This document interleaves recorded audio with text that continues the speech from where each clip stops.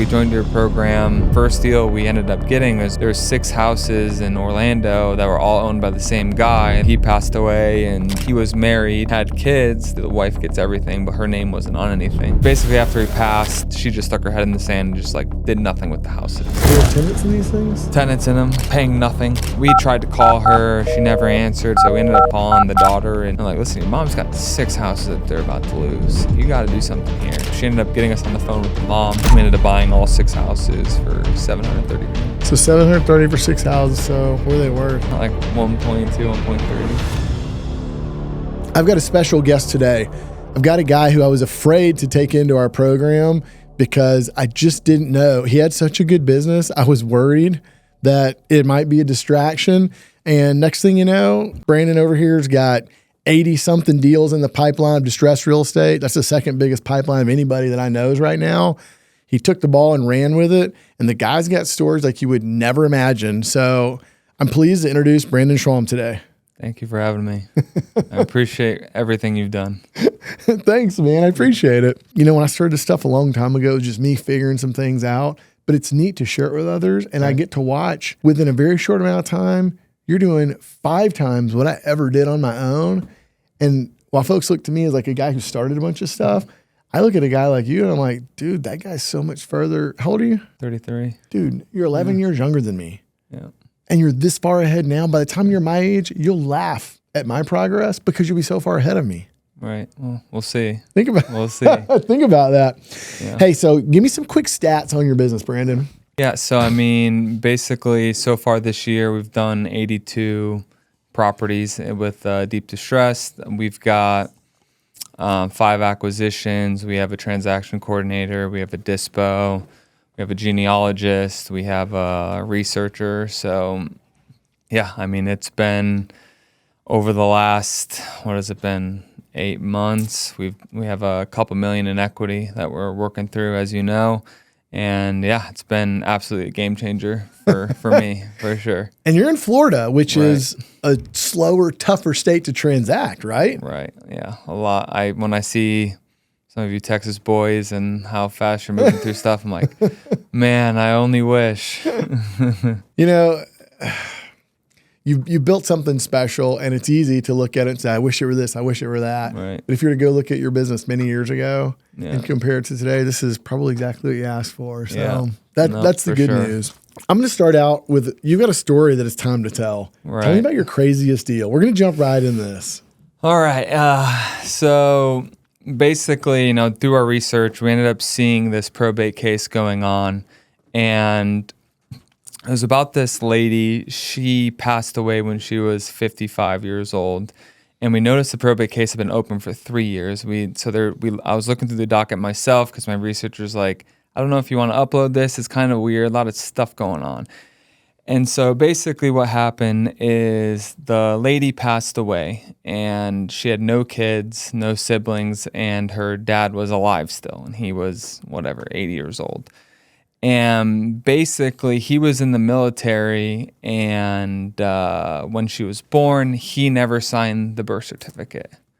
And so basically, the cousins on the maternal side were trying to claim ownership of the property and basically they were co-petitioning it. Cut this one out. Cutting out the dad. And so basically they were saying that he wasn't the dad. And so the judge ordered a DNA test to be done, right? Wait a second. A DNA test, but dad can't come to court. Why? Dad's 6 feet under. No, dad's alive. Oh, dad's alive. The daughter's But dead. daughter's 6 feet under. She can't come to court and provide a sample or go to a lab. The judge ordered them to someone to go to the house and try to pull DNA from the house.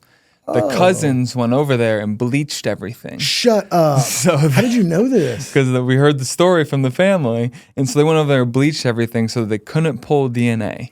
And so basically the only option that they had was to exhume the body. Ooh. Exhuming the body. So basically, to exhume the body to do all that stuff was going to cost around $18,000. It's not cheap. And so, what do you think this property is worth roughly? $250, $300 as is. And so we tell the dad, listen, because he doesn't have the 18 grand. And I'm like, I'll ride this ride with you. I'll pay the 18 grand.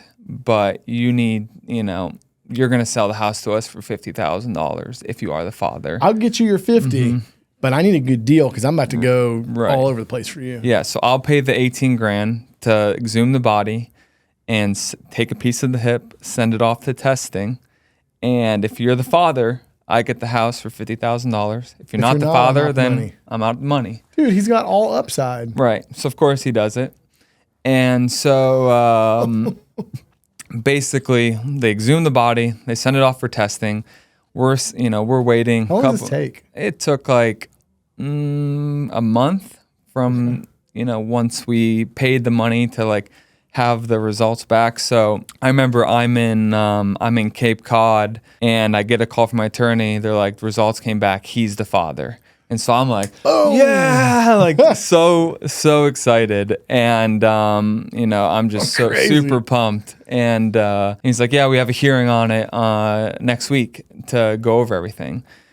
And so basically the hearing happens and the judge says, basically the father lost his statute of limitation to claim that he was the father when she died. Thus, I'm not giving him, basically called him a sperm donor and said, I'm not giving him the property. I'm giving him the property to the cousins. What in the world? Did they reference a statute in the family code or something? No. So what did you think when you heard that? I'm like, well, why not tell us before we spent $20,000 to exhume a body? Yeah, y'all probably got a judge's order. You can't just dig a body up. You got a judge's order to do this. Exactly. So I'm like, and then the results come back away the judge didn't expect, and then she does, you were dirty. Yeah. So now, of course, we're appealing it, but who knows what that's going to be. And the property's 3 years behind on taxes, so it's due for tax deed auction in January. And the bad thing about that is once you get in that default interest rate, dude, you're like burning so much extra equity. Mm-hmm. How much is that in taxes roughly? It's 10 grand. It's not Texas. Man, I wonder if you should you just pay that off, or do you don't? Wait a second. Dad can assign. Well, Dad didn't have the right yet. Mm-hmm. I was gonna say if they could assign the tax lien to you, you can take the tax position and pick up the interest, but it allows you to maintain the position. Yeah, but the certificate's already been filed for tax deed. Oh. So I just have to pay it off, but like I wouldn't really have any, I wouldn't be able to get the money back. You wouldn't get the priority. Mm-hmm. So yeah. How many people are on the other side of it? 4. Do you have is anyone willing to testify that they went and tainted the scene to the show's bad faith. Yeah, I mean, it's been interesting. So yeah, we're in the appeals process. We've actually been talking to the other side, being like, listen, and we basically told them like, I'm already 30 grand into this deal. I ain't giving up now. Yeah, I don't give a shit if it gets taken if it gets took from auction, whatever. I already lost some money anyways. You ain't getting it over me. You ain't getting it. So how are they behaving? Like what's their They seem to finally be willing to come play ball and do mediation. So how much should they spend on their side if you had to guess? Nothing. I think it's like $6 grand, Did they have a lawyer? Mm-hmm. But after we appealed the case, their attorney dropped. That's a good sign. That means they're not wanting to continue to pay. They don't want to continue, yeah. They've seen, so the frustrating part is litigation and the judicial system should be about the rules, the law, and what's right and wrong. But there's all these other factors like budget, time, emotion, pride and ego. And when one side drops their attorney, they've spent. Yeah. So now it's probably time for them to settle. Well, the attorney dropped them. Because they didn't pay them, probably. Yeah, so either that. They're either being irrational or they didn't pay. Yeah. I think she was just done with the case. She had worked on it for 3 years and it was like, because we just got in at the end. Like we just saw that there was some complication. The judge was obviously about to award the cousins the house before we came in as a third party and paid off and paid the. So now at this point, they're having a conversation with you, seeming to be more open to negotiating. Maybe. Mm-hmm. Yeah, because now they know like we've clouded title. We're doing the appeal. The appeal is going to take another 1.5 years, 2 years probably. Yep. It's going to cost me another 8-10 grand, so it's like whatever. Like I've already 30 grand in it. What's another 8-10 to get the possible upside of 200? So what if they came and said, "Let's settle. You get the fees back that you've spent, so we're both break even. You pay the taxes, and then we split the remainder 50-50." What would you say? I would do that for sure. So I think you're wise. Yeah. Many times when you get to that point, people say, "No, I came for it. I'm going to get it all." Yeah. And we just settled a $2.5 million claim. We thought we were going to get it all. And then the litigation started to happen. We finally they proposed settlement to us, but it's because they're backed into a corner. And it's hard because I'm saying, y'all brought settlement up to us. We just filed a summary judgment pleading. We're going to smash y'all. But then it means it takes another year or two. They might appeal it. Like, there's all these risks. And I say, we thought the property was worth $600,000-700,000. Then we valued it at $1 million. Well, they had an appraisal from their estate at $2.5 million. So now we're looking at probably walking away with $1 million. And that's what we thought we were going to make anyway. But now they helped us learn that it's more valuable. And I'm like, do you fight? Because it's big money. Yeah. But we've decided we'll split it in the middle and just roll with it. That's very wise of you. Yeah. I don't know. At that point, I feel like it's no point in being greedy. Just get it done with and get the deal across the finish line. That's a concept a lot of people struggle with. When you're negotiating, they say, I'm here for every dollar. I'm here to make the most. But yeah, I'm not emotional like that. I'm pretty robotic in my thinking. And times are good, I'm the same. Times are bad, I'm the same. You wouldn't really know. That's such a good thing for business, man. Yeah. Yes, I know these real estate stories are crazy. And yes, I do have a coaching program where a lot of these folks have built a business or revived their own. Look, do these testimonials sound like something that you want to be your story? Look, it is possible. If you're ready or you think you're ready, why don't you listen to the video and at least find out if it's for you? It's linked down in the comments in this episode, so go check it out. All right, so let's go backwards. Did you have a job before you got into real estate? Tell me your journey into real estate. What's that look like? Well, so I started at 18 years old is when I started really getting into like personal development, reading self-help books, learning about investing in Sarasota, Florida. Okay. And so then when I went What's the situation of your parents? Like wealthy, middle class? Middle class. Okay. Yeah. I never was worried about food on the table, but I wasn't like living super luxury or anything. I have family members, like my uncles, like everyone has, is very wealthy uncles. The rich uncle? Yeah. So I have those, but doesn't really benefit me at all. But yeah, so started getting into personal development, entrepreneurship at 18, did some MLMs from like 18 to 21. 21 years old, I started with a couple people, a cryptocurrency company. So this is 10 years ago. Hindsight, I should have stayed doing that because they were all in their 30s. I was 21 and I just ended up leaving because I didn't feel like my voice was being heard and there's some issues, and they all stayed doing it. They're worth a ton of money now. Really? So that was fun. So I did that. And then after that, I was like, okay, I had a really good friend of mine who owned a real estate investment company where their whole model was buying properties at tax deed auction. So I was the person that went into every day, my life was using, creating a map of where I was going to go and try to get into the houses, do a deal at the door, or at least get inside and take pictures. And so I was doing that for basically a year and a half, and I was making $1,500 a month. So I was making a lot of money. And eventually ended up meeting a wealthy Jewish guy at a networking event, and I was trying to raise money for their company to buy properties at tax deed auction. And he was like, listen, I don't want to invest with them. I want to invest with you. Like, I think he's like, you've learned everything that they're doing. They're paying you nothing. Like, I don't trust them. Yeah, you should go do it. And so then, I basically started, he gave me like 20 grand to use to start marketing. And from there, it just kind of, back in the day, you could spend 15 grand and get like 4 deals and, make a pretty penny. And so I did that. You did mailers or what? Mailers, yeah.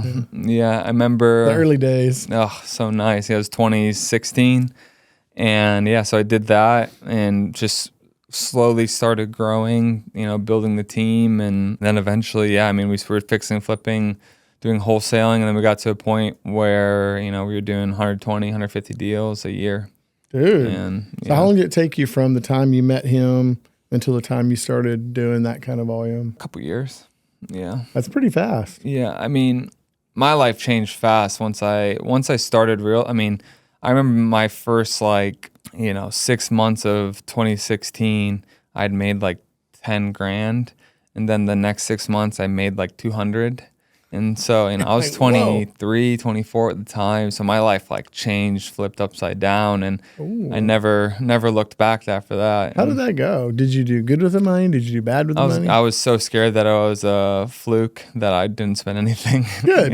That's how it happens all the time. Yeah, exactly. And my dad was like, it's a fluke. You don't know it, So I was still paying $500 a month to rent a room at a house. And I had my Nissan Versa, but I was like making $20,000 a month at the time. 25 a month. So it was. How long did it take you before you understood it wasn't a fluke and believed that? Probably a couple years, I'd say, until it was consistent, where I was like, okay, I'm not just lucky. I didn't just like catch lightning in a bottle kind of thing. This is for real. Yeah, this is like I'm not just lucky. I've earned this.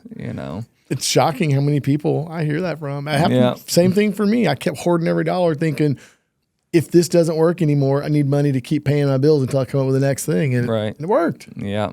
Yeah. So, and then at that point I was making good money and I was just traveling a lot, not really focused too much on building the business, was trying to do more of the lifestyle stuff. And it wasn't until I had like a kid that I really started like sitting down and like staying like, okay, I'm going to stay in one place for more than 2 weeks at a time kind of thing, and build an actual business. That's a big difference. So when you were running the business in that form, tell me about how many people were in that business and how you were marketing. So on the wholesale side, we basically always had at least 3 or 4 acquisition managers, a dispo manager, and then a bunch of VAs. I was mainly spending a lot of money on direct mail, cold calling, PPC, PPL, that kind of stuff. So you had half a dozen folks operating, and you're like the manager. Yeah, so I was mainly. And were they working in office or remote?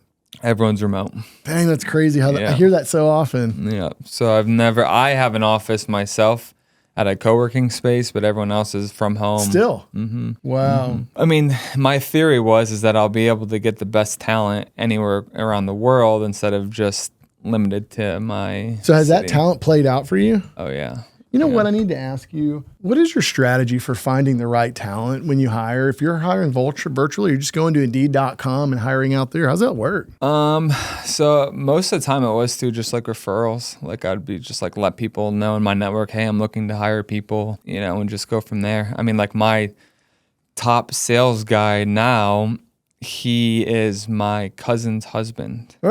And but he works remote in the United States. He lives in Massachusetts, and he had no sales experience. He was a cop for 8 years. Basically, I was at that point, I hired him 3 years ago. At that point, I was like, I'm not hiring friends and family anymore. Like, I'm done. But my cousin basically begged me to hire him because she didn't want him to be a cop anymore. They just had a kid. They wanted. Oh, I remember you telling me about this. Yeah. And now, I mean, he's never made less than $250,000 a year as a sales guy.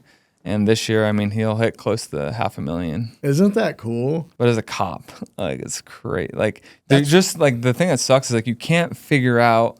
Like if I could figure out what exactly someone will be once they're like before I have to spend 3 months of figuring that out. Be game changer. It's hard. Yeah. If you're a massive company like Johnson & Johnson or something, you have a department that deals with it and they have an attrition rate. They just do it. Yeah. Small business is tough. Yeah.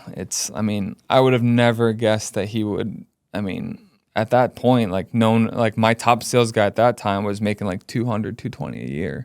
And he comes in first, no sales experience, no nothing, and makes $250,000. When you talked to him, interviewed him and stuff, could you sense like he had the salesmanship ability possibly, or no?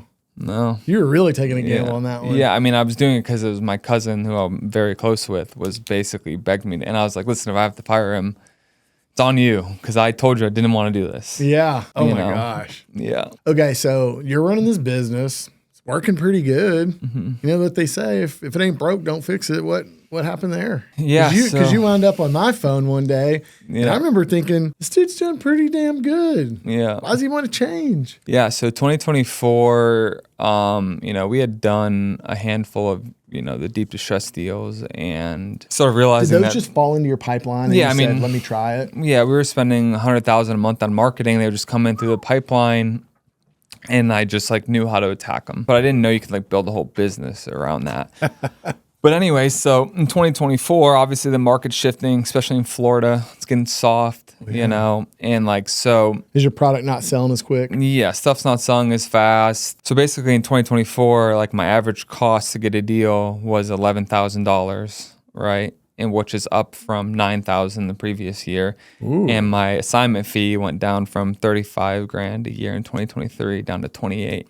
So I'm getting squeezed on both sides. You're watching it converge. And I'm like, that's not good, you know? So, and then obviously I had a call with you and started learning about like the margins you have and the overhead that you don't have. And I was like, that's a lot more interesting. And I'd like to sleep better at night. I'll do it. Yeah. What did you think when you listened to, you know, some dude who you don't know walking around this property saying, bought this piece of junk for 10 grand, sold it for 90. It was a good day. Were you like, is this a scam? What was your thought? For sure. I'm a big coach hater. I would honestly say your program is the only time where I'm like, I feel like I actually got more value than what I paid, you know? And Good. So, whereas I've been in so many real estate masterminds and coaching programs, and it's just a lot of fluff, a lot of stuff I already knew. And They didn't put you on game like that. yeah. And I mean, and maybe it's just me, you know, who knows? I don't want to like, you can obviously I've learned some stuff from them, but nothing like with your stuff, it like clicked fast and we took off. The neat thing is you're a smart guy, you were hardworking, you already built a good business, you understood it, and you've done some deals like this, so you got the process. Right. So for you, it's kind of like a cheat code to skip and say, how do you find systematically, procedurally go at this? Right. So like I feel lucky because I feel like you were a guy who came in who had a head start. Yeah. I mean, I've been in real estate 10 years. So it was Right. a very, I'd already had like a big operation, you know, there's between everyone, there's like 20 of us, you know? So it was like all that, the tough part was like slowly switching, dialing down the marketing on the wholesale side and then slowly moving everyone over to the other side. You know what? Tell me about that. Cause I hear people say that all the time. I'm going to do these and ease them in. And I'm like, I always feel like it's going to be tough for people. It was probably like 3 months of just like slowly, you know, not spending 100 grand a month, spending 70 and then sending 50 and then spending 20. Yeah. And then dang, 100 grand a month. That's a PPC budget, man. Yeah, it was a lot. And so, and then obviously like I started seeing the success of like what we were doing, learning the strategy from you. And I was like, okay, like I need to just fully let go of the wholesale and just. How did that work with your team? Like, I think they just believed in me. They knew that I think like when you're a good business owner when you know you have to make a switch and you just make the switch, you know. And I think a lot of people are just like, you may know you're supposed to do something and you don't do it. And I just like, I knew having seen this success with you and like Kyle that I was like, okay, like they did it, I can do it. Like it's just switching some things really, you know. And so yeah, it was it's been amazing, honestly. Like, so tell me what your pipeline looks like today. Oh, yeah. I mean, so again, we're Florida. So I looked it up this morning. We're at 82 properties contracted. So it's not 82 heirs, it's 82 properties. That's your inventory. 82 units in inventory. You own a little bit of the one, a lot of another, but 82 ownership stakes. And I mean, we've sold, you know, bought and sold probably 15 of those. And then because we're a probate state, I think we have like 20 of them in probate right now. What's the typical turn time, cash conversion cycle on a probate deal in that jurisdiction? I mean, probate, depending on the county, can take 2 weeks, can take 8 weeks. Depends on the complicated probates, like some of the ones we're working on in like Palm Beach County where there's like 20 heirs and that kind of stuff, it takes forever. But if it's like husband died, wife's only heir, it's 2 weeks. Yeah, it's fast. But yeah, I mean, the cash conversion cycle is a lot longer than for you guys out here. And the good news is because y'all are a requirement probate state, it's still an abridged version of probate. So if you were to do that exact same identical probate here, it'd take 2 or 3 times as long. Oh, really? But the good news is they do shorten it so that y'all can, because every property that's owned by a dead person must go through probate. Their courts would be destroyed if it was slow as ours. Yeah. You know what? So a lot of folks prefer affidavit of heirship states, which it's basically alternative to probate, but not a ton of people are operating in a probate state. So the difference between doing a deal in a alternative to probate state, which would be like North Carolina, for example, you can do an affidavit of heirship. You buy a deed to the property, and whether there's an affidavit of heirship or not, that deed still vests your interest. Close the break in the title chain by getting the family to do the affidavit of heirship or multiples. But you talk to someone on the phone, and we can buy that interest today. Right. Now, in a required probate state, you can't buy a deed from them. You must buy the interest to the estate, and then that assignment form isn't worth anything until you open probate. Right. Right? Right. Yeah. Tell me what that process is like. Still, we don't even do the assignments of interest all the time. Like sometimes it's just like, we'll pay for the probate and wait for it to be done. And then you contract to buy from the owner or owners. Mm-hmm. So do you write the contract in the beginning, mm-hmm. and then you can't close until probate's done? Yeah. So typically if we're paying for the probate, we'll, when they sign all their probate documents, they sign a deed too. So like if things get squirrely and they're going to be, bombarded with phone calls from newbie wholesalers. That's what worries me.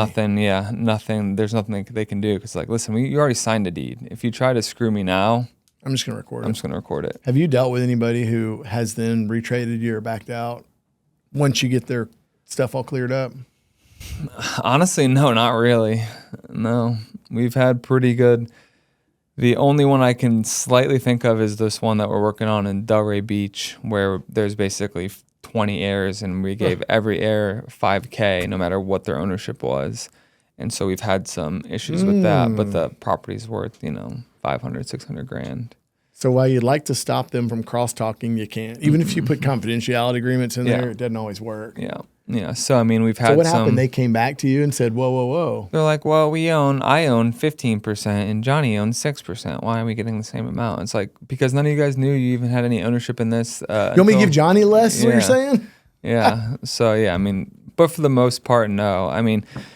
Especially a lot of these deals, you don't really have to worry about, like, I'm not in Texas, so there's not a lot of competition of people buying partial interest. So, it kind of is what it is. I think competition in your area stays low because it's a probate state. Yeah. It's a whole different ballgame. You have lower tax rates. Mm-hmm. So I think there are incentives to go to many other states before there. But you chose Florida because you live there. Well, I did live there. I don't live in Austin now. But my whole business was Florida. Like 90% was Florida. So I'm like, I don't want to change. Like, I think I can figure it out here, And so because I felt like there would have been a whole nother learning curve that would have slowed me down if I had to then learn other markets, learn how to pull that data from each county. Whereas everything you said we needed, I already had. So it was now just putting the pieces together, What made you decide to move from Florida to Austin? Oh, I was in Miami and I had a daughter and I don't want to raise a daughter in Miami. Miami's a wild place. Yeah, How do you like Austin? I love it. I love it. Yeah, it's has everything I need. Great food, outdoors. That's. I think the people there are a lot better than Miami too. Agreed. Yeah.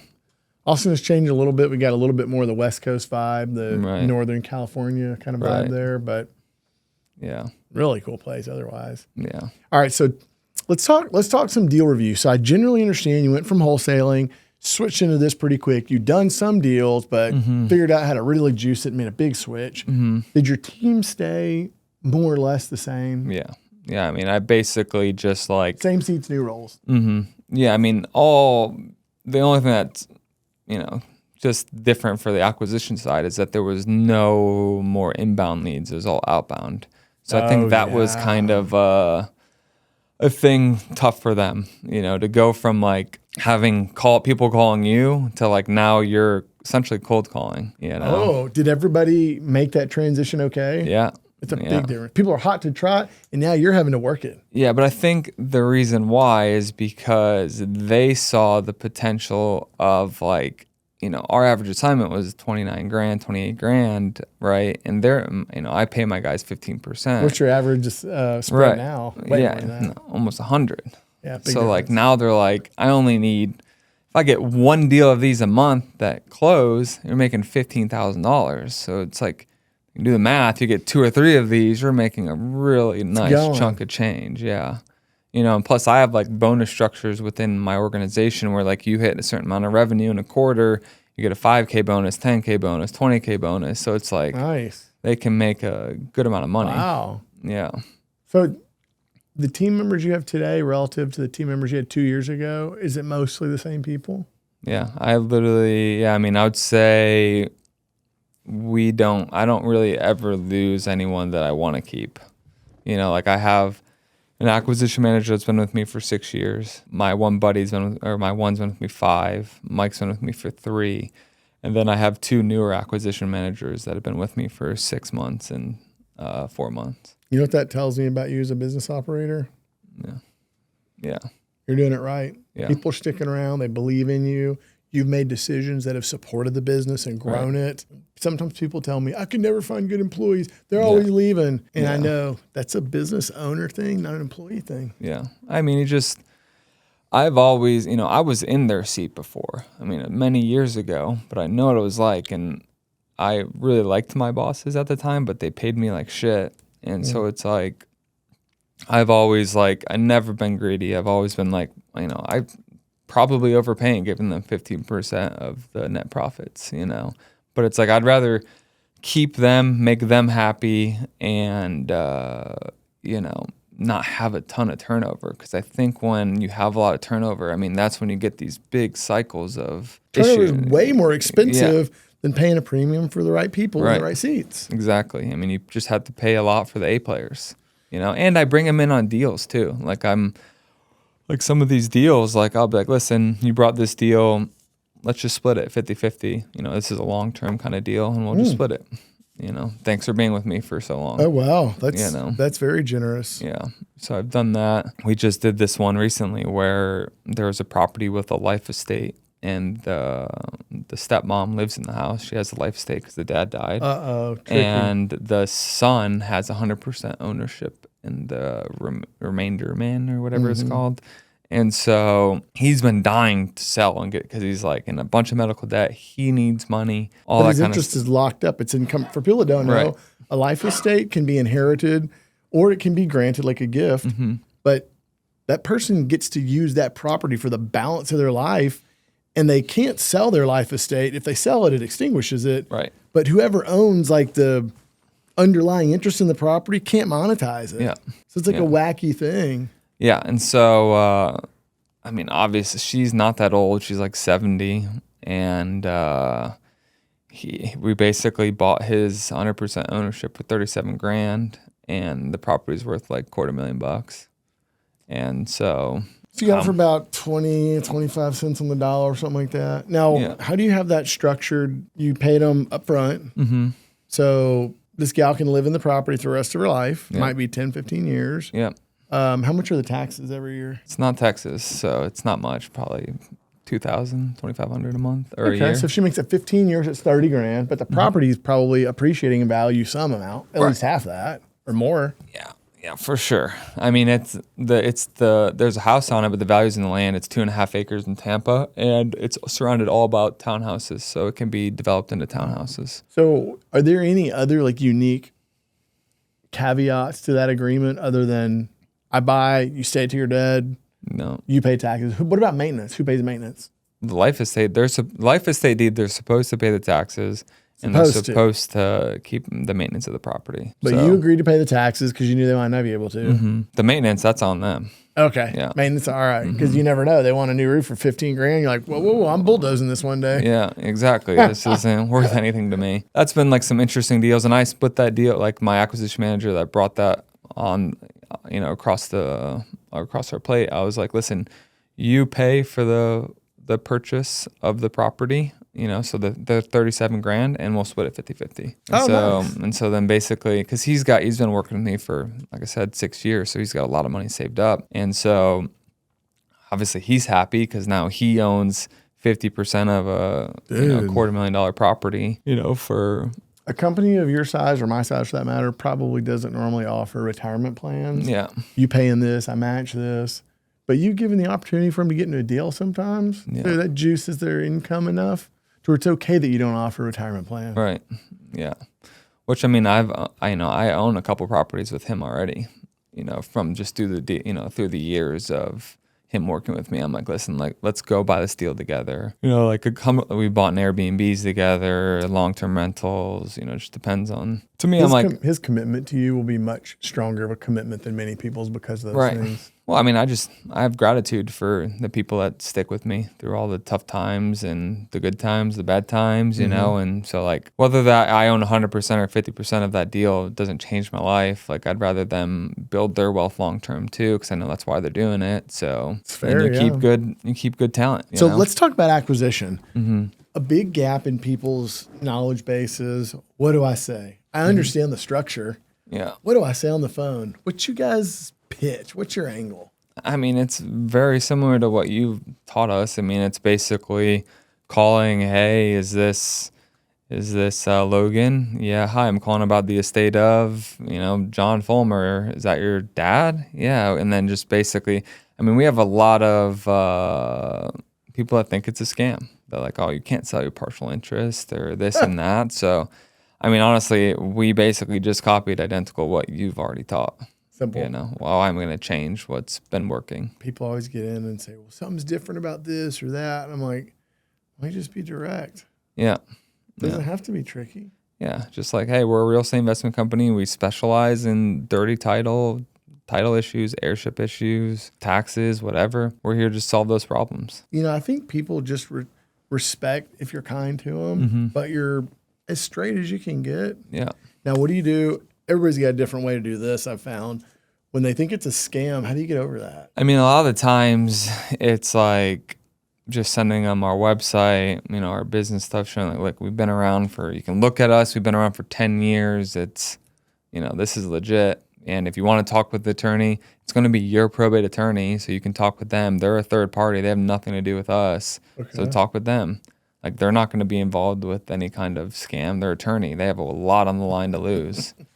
That's most of it, but I mean, still, you can't. And when you tell them, hey, we've been around 10 years, what are you going to direct them to the Secretary of State page and stuff like that? Just like, look it up there. You can see we have an A+ on the BBB. Not that that really means anything, but the old people like that, means that I paid mine $300 a year, So, and you haven't been shut down. Yeah. And so, I mean, we have a deal right now that we bought, like, basically we tracked down to, like, it was two cousins on each side, the mom side and the dad side.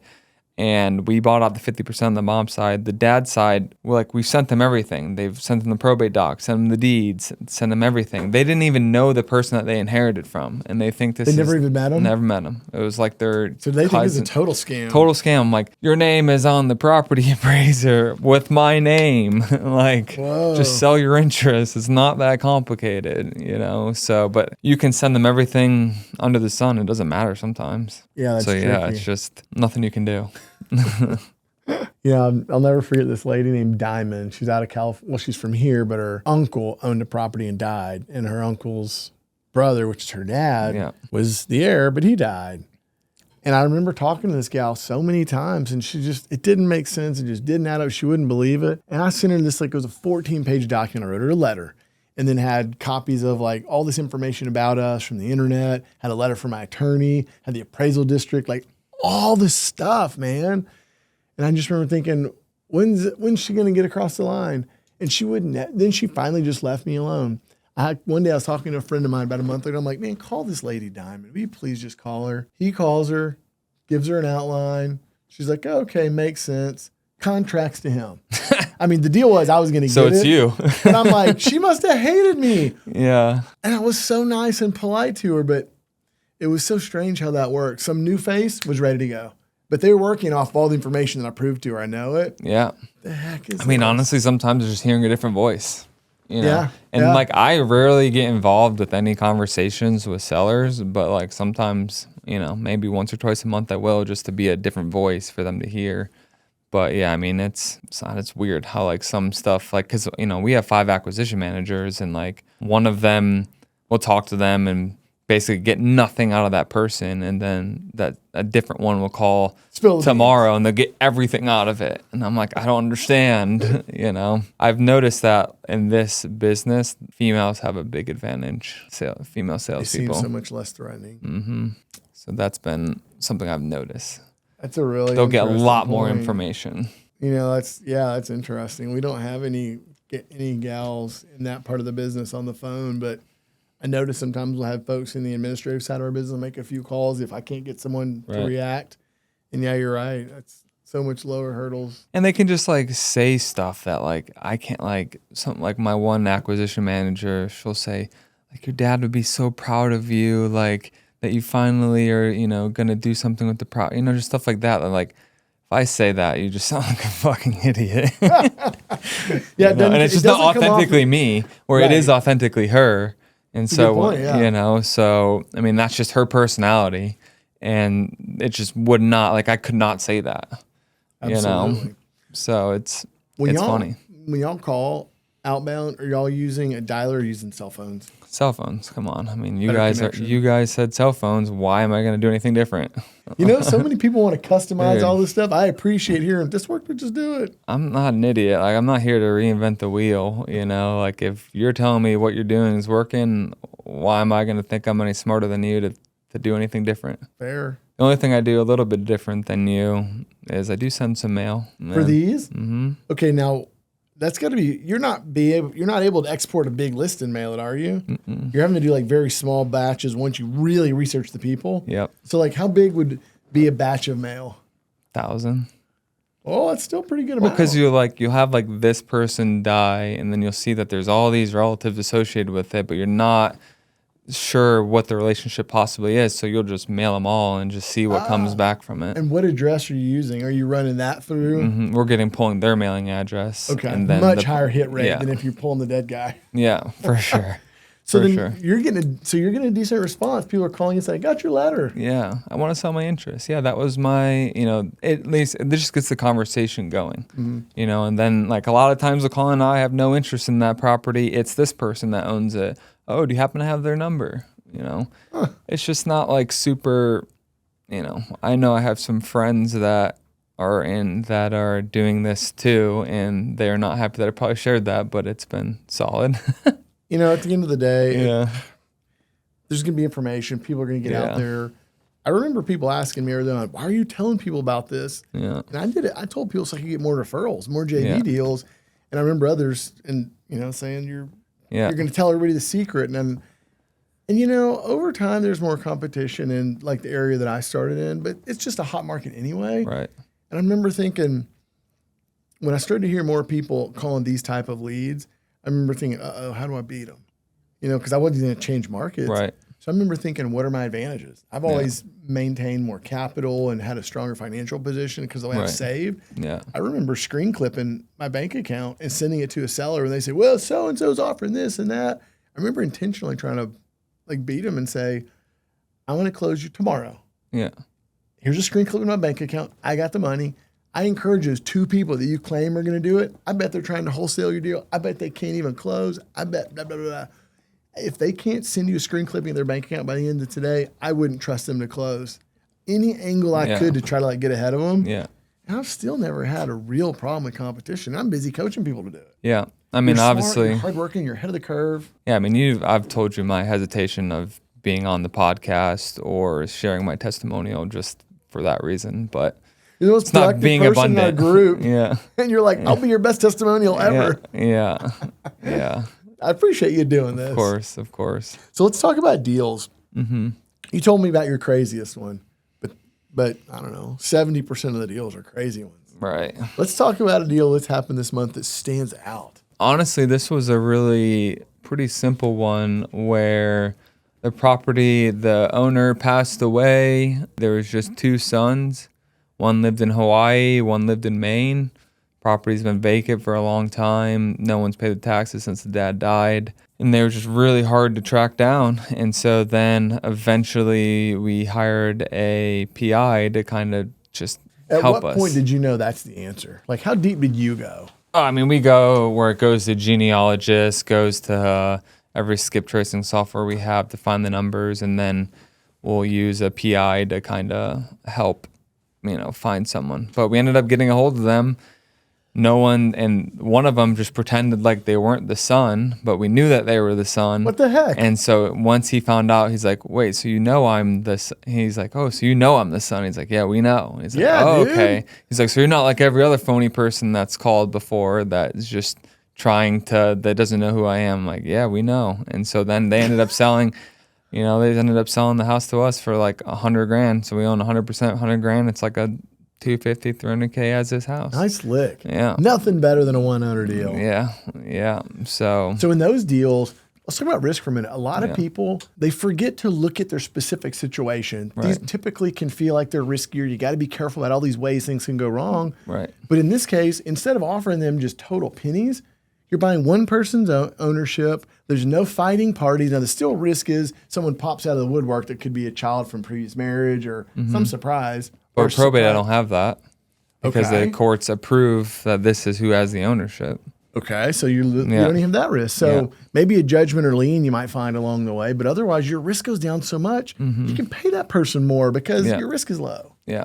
No. I mean, obviously we're not making, getting at super low when there's 100% ownership and very easy to Your deal risk with. is so much lower. Yeah. You can turn that one so quick. I'm cool Yeah. with a small margin there. Right. Half of our deals we get are, I would say, are 100% ownership by the time we start the probate. So Does that mean because you're choosing those or the ones with the larger ownership, like owner grouping, you're saying, I don't know. Yeah, we won't.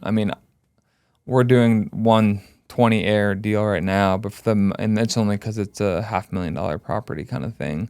Whereas, like, if you're getting over like 6 or 7 people, it's just not really worth it. Like, I would rather just dabble in the not less. If the property's worth a lot of money, then yeah. But for whatever reason in Florida, we don't have like a lot of super expensive properties that are behind on taxes. Really? Yeah, it's a very odd thing because, like, our most expensive deal that we have bought through this strategy, is probably only worth, $500,000, like that one that I'm talking about. What would be your typical deal size when it sells? 225, 250. Okay. Yeah. So when most people that do real estate, if they're out there rehabbing or wholesaling, dude, you're gonna make 20 grand on a wholesale like that. That's about it. Or if you're gonna house flip, 15%. So you might make 30, 40 grand if you're lucky. But on a $200,000 deal, making 30 or 40 grand, that's pretty common. Here, you should be making 100 plus on it. Yeah. That's about right. We'll be all in a little over 100 and sell it for 200, 250. Dude, such a lick. What do you think the timeline is from start to finish on that one? Longer. It's like 4 or 5 months for sure. Because just you have the probate time alone. Probate takes, let's call it 4 to 6 weeks, but then you still have that process beforehand where you have to get it to probate and you need to order death certificates. You need the title search to come back. So there's just other components that need to happen before you can even start the probate. And then probate's done. You close the following week and then you're just waiting and then you're doing trash out, that kind of stuff, and then listing it, so it is definitely a longer, You're finding you're adding a couple months to your process. Yeah. It beats the heck out of some of the probates in Texas that can take 6 or 9 months. Yeah. Or some of them that are real complicated. I've seen them estates open years. Yeah. So thinking about financing, you just talked about price point, and then when you do match, say typical couple $100,000 times this many in my pipeline should be worth about this much money. You're going to run out of money at some point. You might have already. Have you run out of your own capital yet? Oh, for sure. What do you do? Because you can't go and get a hard money loan on this. Right. Yeah. Thankfully I have a good name and, I have a lot of private money. A lot of people don't have the ability to do that. Yeah. Even if they're good real estate operator, and even if they're trustworthy, when they go ask someone for a private money loan on these deals that you can't get title insurance on, most lenders laugh at them. Why are they not laughing at you?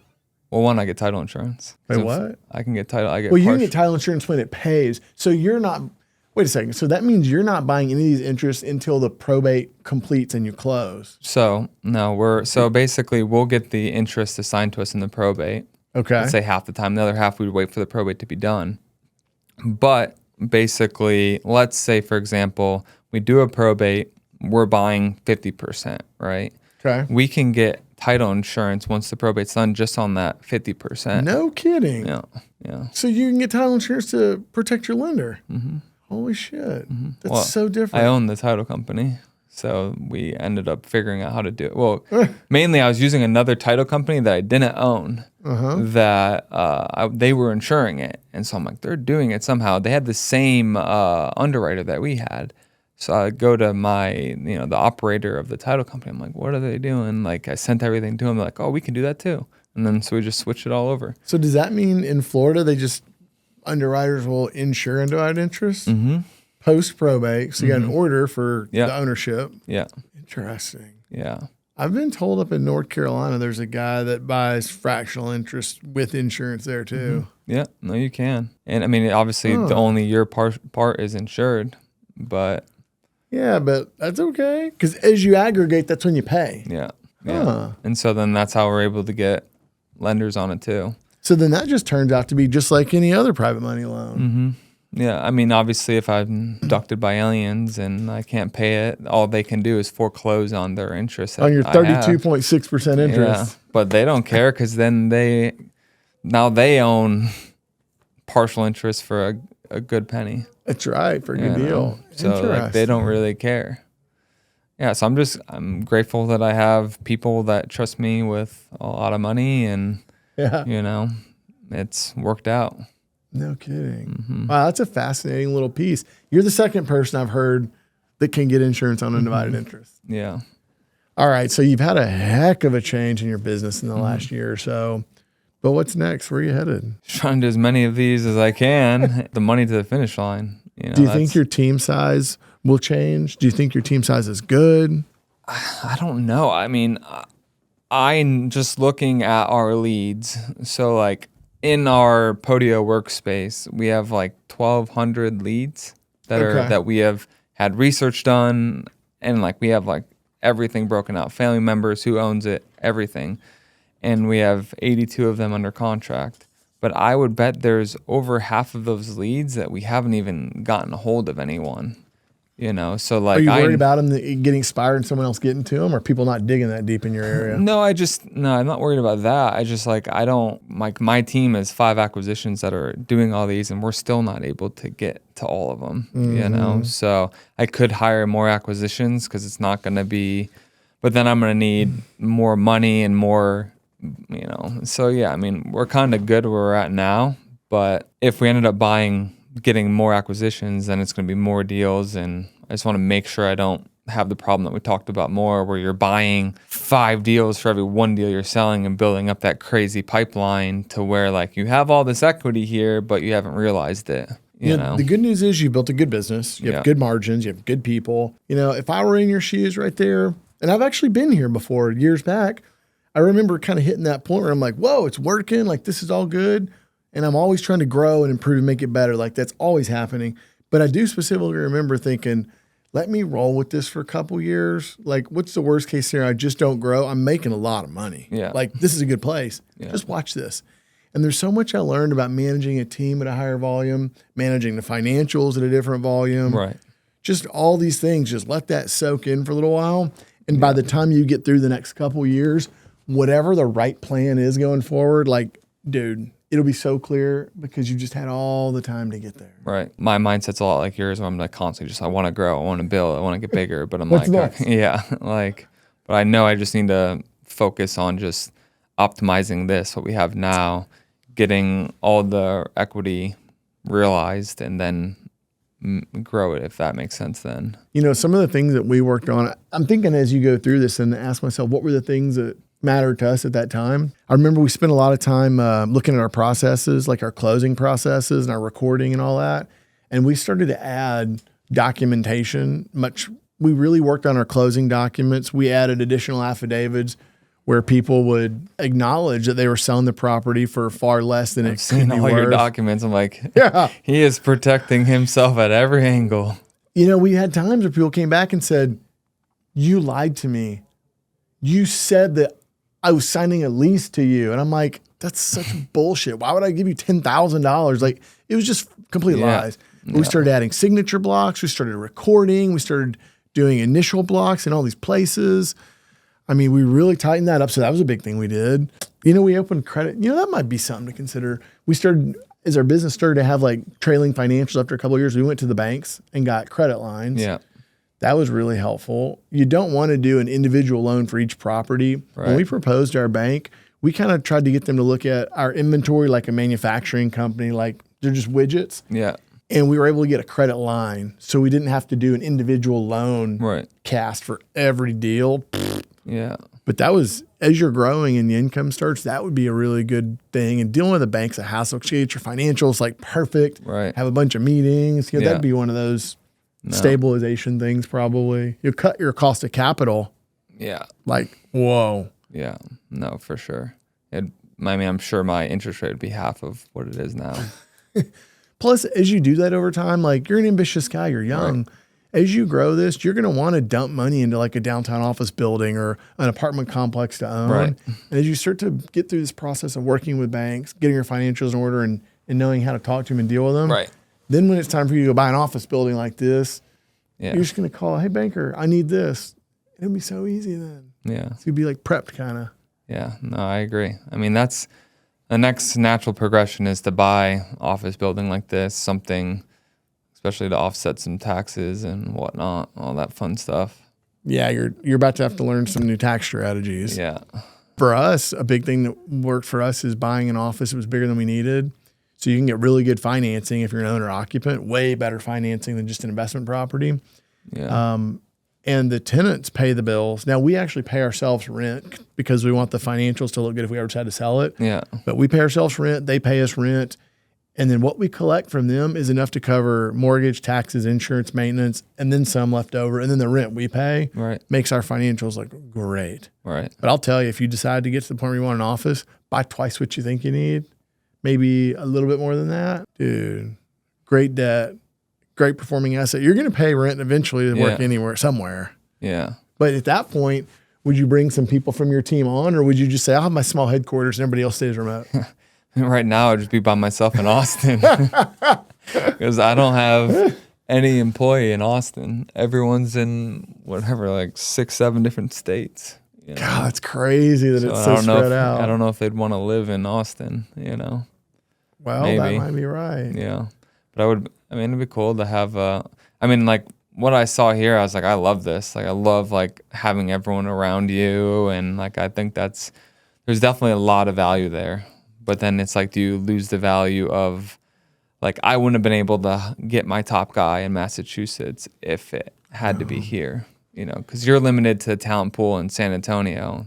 Mm-hmm. You know, and right. You know, the interesting thing is you got a lot of really good quality talent in Austin, but with all those tech jobs, you got to overpay. Right. So you might get some dude in a tiny little, I don't know, Farmington or some bullshit town. You can pay him more than they would there, but way less in Austin. It's a good mix. Yeah. You know, another friend of mine has an office in Scottsdale, and he only has 4 or 5 people, and it's him and other like high level people in his office, and everybody else is remote. So they've got their place to come work, but it's a small management office. Something like that might be an option, maybe. Yeah, I mean, I know I'm gonna have to do something like that. I have to grow up eventually and not just have a online business. It's coming. Yeah. Let's go back for a minute and talk about. People love to hear the deal reviews, you know, because it just gives them like the transparency into what does a transaction look like. So tell me about your easiest. The one you told me about was pretty easy. I don't know if it gets easier than that. Well, easy, I mean. Like just the most simple. Because we always talk about how messed up they are. Yeah. Tell me about a smooth one. Well, the really nice one that was simple was the first deal we ever got when we joined your program in March, right? And I kind of had a little, I started in February because I had spoken with you a couple times. I'd gone to your event, and I'm like, but the coaching program was in like mid-March that it started, and I'm like, I'm not waiting that long. So I started doing like, gone through your program, like, okay, I know generally what he's doing.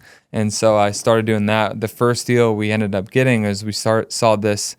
There's 6 houses in Orlando that were all owned by the same guy that were going to tax deed auction. And, you know, he passed away in 2021 or something. And so we did research on him. He was married and had kids. The kids were the wife's kids too. So obviously the wife gets everything, but her name wasn't on anything. And so basically they lived up in Buffalo, New York. Basically, after he passed, they had a business they owned in Buffalo. That got tough from what it sounded like. And then she just stuck her head in the sand and just like did nothing with the houses. And were there tenants in these things? Tenants in them, paying nothing, paying $500 a month, you know. And And not always paying. Yeah, I mean, yeah, and she was getting screwed by the property manager. Like, she wasn't even getting any of the money from what it sounded like. Like, he was just kind of pocketing it. And so we tried to call her. She never answered. We're sending mail to her house. Never answered. So we ended up calling the daughter in Denver. And like, listen, your mom's got 6 houses that they're about to lose. And like, you got to do something here. Like, and so she ended up getting us on the phone with the mom. We ended up buying all 6 houses for $730,000. So $730 for 6 houses, so $110,000 a piece. What were they worth? Like 1.2, 1.3. So you got a double lick. Uh-huh. Double your money on that. Yeah. Did you have to do probate? Yeah, but it was the fastest probate we ever did. Because it was one person and not 24 hours. contested. Wait, what? 24 hours? Yeah. How do you even get anything filed in 24 hours? It got filed on Monday, and we got the thing on Wednesday. Like, we got the order determining homestead on Wednesday. Is that because, like, anyone even related to it all signed waivers and stuff? It was just a procedural thing or what? I really don't know. I mean, the attorney I used... was that his fastest probate You know, ever? Al Nicoletti? Yeah. Him. So... He did. He's like, fastest probate ever. He's like, this is the fastest one I've ever seen. Legit. Yeah. Love that. Yeah.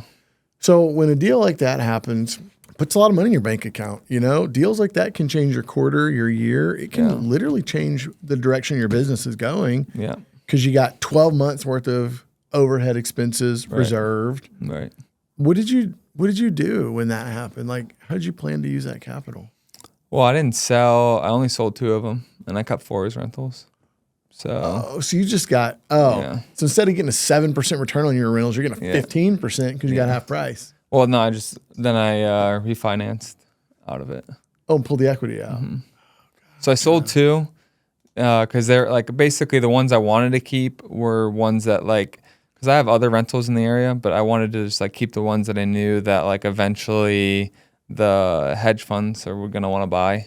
So the ones that were like the 2 that were like 2 1s, 2 2s, no garage. I was like, I'll sell those, take the money there, and then because like I didn't want to some were 3 bedrooms. Yeah, 3 2s, garages, and so I was like, I didn't want to realize all the profit and have to pay taxes on it, and I don't have like something to go offset it right now. So I was like, I don't want to.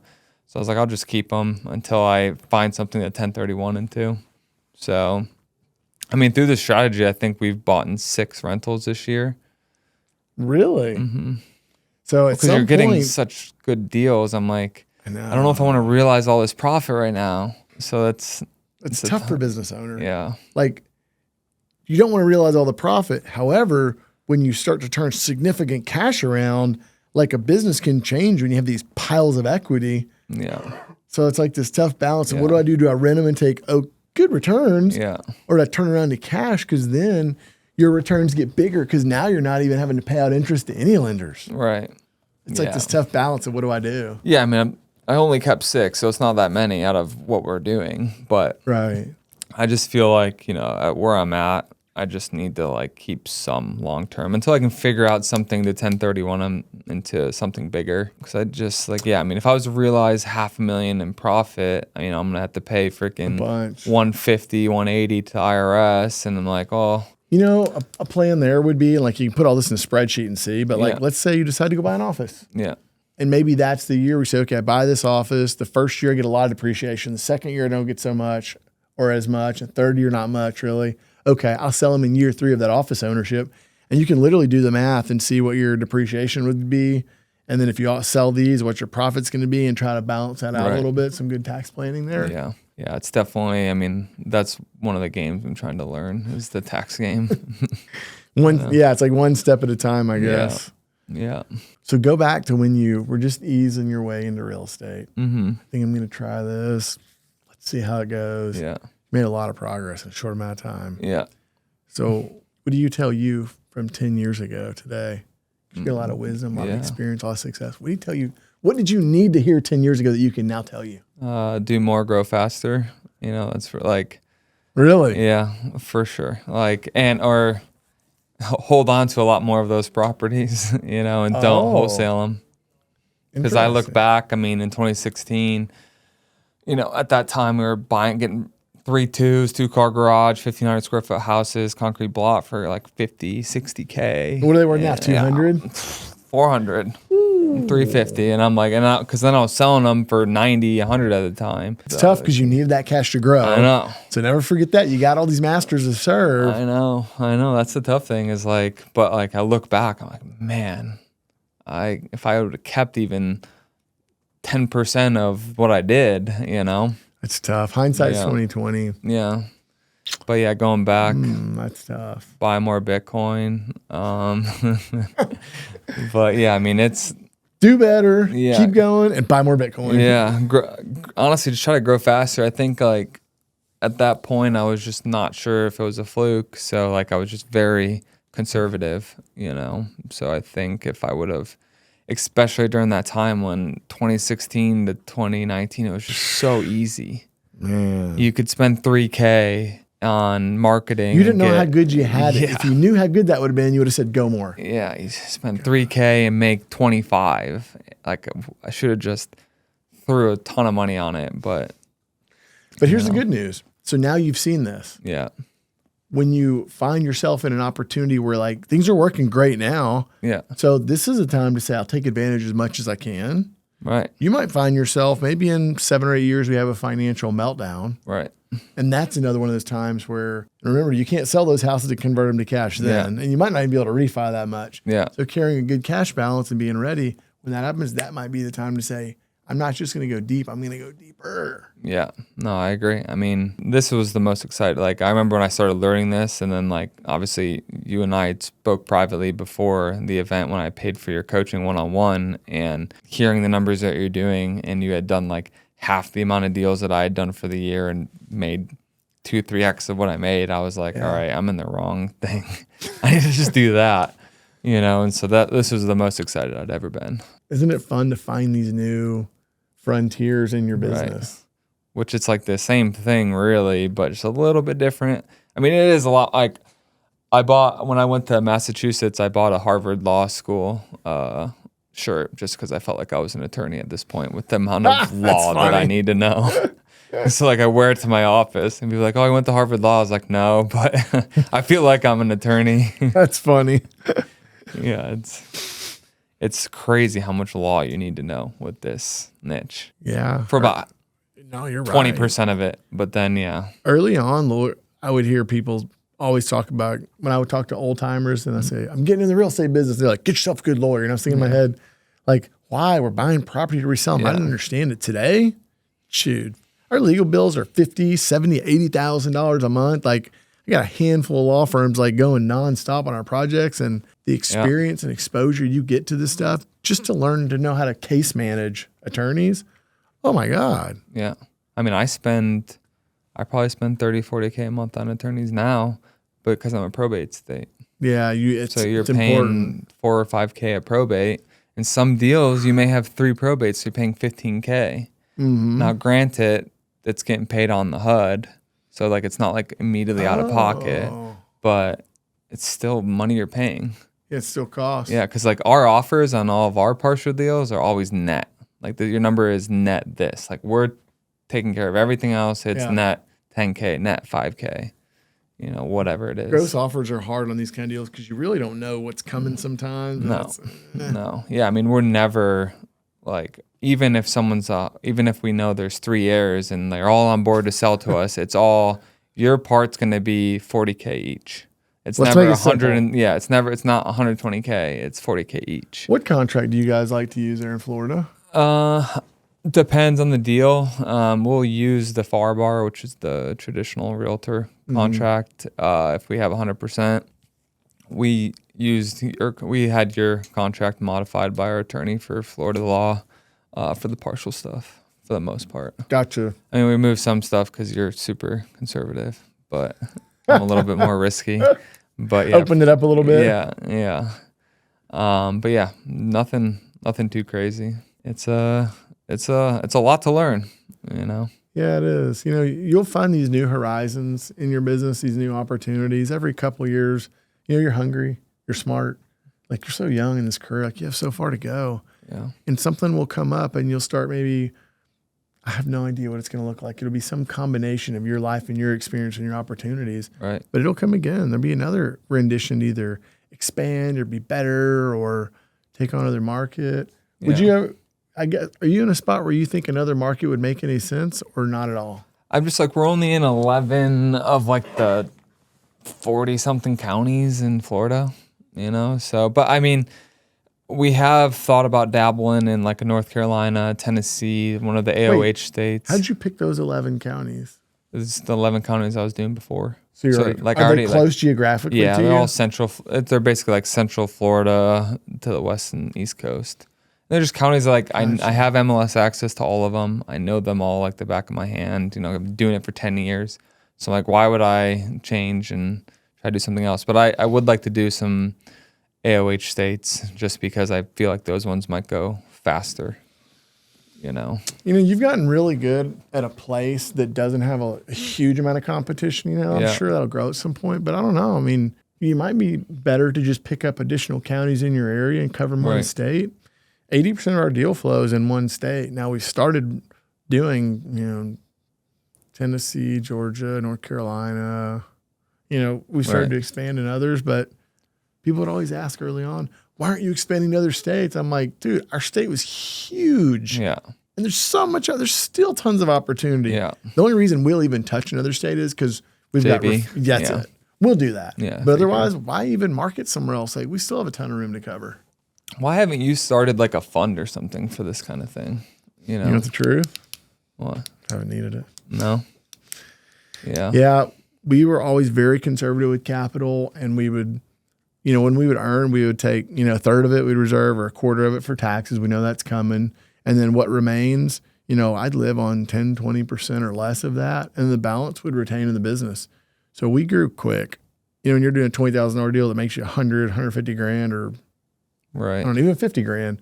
Right. We retained earnings and grew capital. So at this point, we'll use credit lines or our cash, but I've never had more deals than cash. Really? Mm-hmm. So we've never taken outside capital for any of these deals.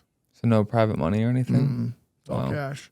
Now, you know, I look at other guys that are in the same income levels as me, and they, you know, have a much bigger house. They've got multiple Ferraris. You know, there are guys buying planes and stuff. But for me, those things don't make my life any better. Like, I don't give a shit. I like this game. Well, this you is live business. in a nice house. That's something relatively new. We've upgraded a fair amount. You're right. But you know, the reason we did you don't that, have all the other stuff. Yeah. none of that stuff makes my life any better. Yeah. And we only upgraded the house because we wanted to move school districts. Right. It was for our kids. And once we got in the neighborhood, buying that house moved the needle so little. Yeah. So I said, okay, fine. Yeah. But yeah, it wasn't about stuff. Still Yeah. isn't. Like, this is a game. This is fine. Yeah. And for me, that's where I want the money to be. Like, this is what I know and trust. Yeah. I mean, it's a fantastic niche. Like, can't believe I hadn't, like, I've been in the game so long and hadn't heard about it, you know? Yeah, it's shocking. We yap about it all day long, and half the people think it's not even real. The other half think it's real, but don't do anything I got to about tell it. you, the first deal I did because I didn't know about you at this point. This is 2 years ago. There was a property in Deltona, Florida. There was an ex-wife and ex-husband. They had already divorced, and they each owned it 50-50, right? And so we were talking to the ex-wife. We're like, we'll buy the property for $180,000. Okay. And she was like, okay, let me talk to the ex-husband. He's basically refusing to sign because he just wanted to screw her, really. It wasn't anything like he wanted to sell the house, but he just didn't do it to screw her. And so she's like, well, can I just sell my part to you? And I was like, I don't know if we can. So I called my attorney. He's like, yeah, you can do it. He's like, just don't make sure you don't overpay for that thing. And so we ended up buying her interest for 50 grand, bought her out, and then went to him. We're like, hey, like, we bought out the other 50%. Like, let's do something with this. He's like, all I care about is that I make more money than her. And I was like, well, we paid 50. Here's 55. And so he got 55. So we got a property that we offered 180 for. A month earlier, we got for 105. And it just shows you it's not like a logical game. It's just emotional. And that was like opened my mind where I'm like, oh my God, like just made 75K of delta on waiting a month and just doing something a little bit different. That's one of those like career changing moments. Yeah. The dots connected, the wheels start turning, you're moving forward way faster. No, I mean, I'm so glad that event happened because if that event didn't happen, you might not be over here today. Right. Well, because that's what like started me looking into like, is anyone doing this kind of thing? Because like I had done like, before I found you, I had done like 7 or 8, and I was like, man, I should build a coaching program about this. And I don't know if you know who Cody Barton is. He's Pace Morby's, like he was his operator, the COO, and he's one of my best friends. And I remember going to him, I'm like, we should build a coaching program around this, because he had built Sub 2 and Gator lending and that kind of stuff. Wow. And so he's like, it's too niche. No one's gonna know how to. It's just too complicated for like the normal person. I'm like, okay. And then I found you, and I was like, I tell Cody, I was like, guess you're wrong, because we're doing okay. And so I was like, well, I'm not gonna do the coaching when there's already someone out there that are better than I am, you know. So I was like, I'll just pay for the coaching. Yeah, get you faster there. Exactly. This has been fun. You telling me all these, a lot of times I don't get to catch up with folks as we build our program and we move through assembly line wise, we figure out how to get all the things we need. Right. But sometimes I lose contact with folks that we had a good conversation in the beginning. Yeah. But this is fun getting to see what all developed. I would guess about half of the people watching our podcast haven't done a deal before. Mm-hmm. What do you think they need to hear from you? Just take action, get on the phone. I mean, it's really that. What if they're scared? What if they don't know what to say? Well, then you're never going to have success. And don't do it and go get a job.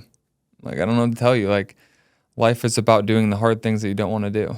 That's what, like, the difference between boys and men are discipline, no matter the age, And I think that, like, discipline is doing the hard things without immediate reward, I think a lot of people just really struggle with that.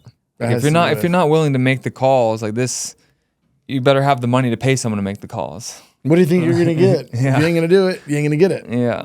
It's really just take actions, make mistake. You're going to fail.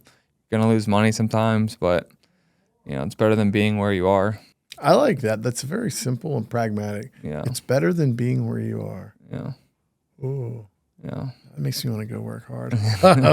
All right. So do you take JV deals? Do you take referrals in your area? Yeah. I'll do How JV do folks deals. Get a hold of you?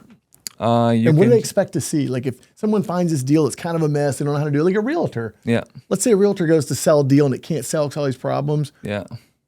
How do you like to make those deals work with them?